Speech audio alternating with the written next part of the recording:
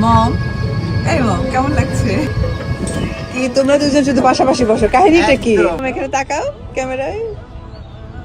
আর আমার বিশ্বাস জয় খুব এনজয় করছে এবং ওর খুব ভালো লাগছে, দেখলাম সেদিন খুবই ভালো লাগছে।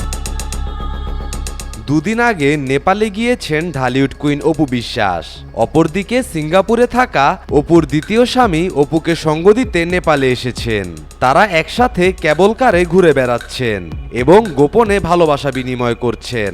এ সময় অপুর দ্বিতীয় স্বামী অপুকে জিজ্ঞাসা করে, নেপালে ঘুরতে তোমার কেমন লাগছে?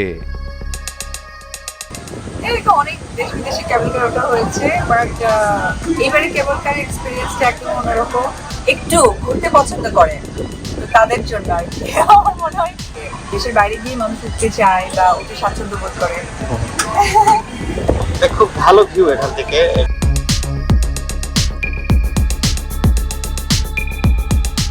কেবল কার থেকে নেমে নিজের ছেলে ও দ্বিতীয় স্বামীকে নিয়ে এক ভিন্ন ধরনের সাইকেল চালাতে দেখা যায় অপু বিশ্বাসকে।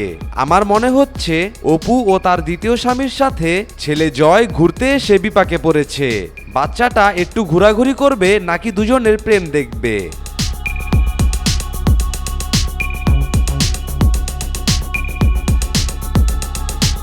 কিন্তু সেদিন তো অপু বিশ্বাস বলেছিল শিকারী সিনেমার শুটিংয়ের কাজে সে নেপালে যাচ্ছে, কিন্তু এখানে তো পুরো ভিন্ন চিত্র।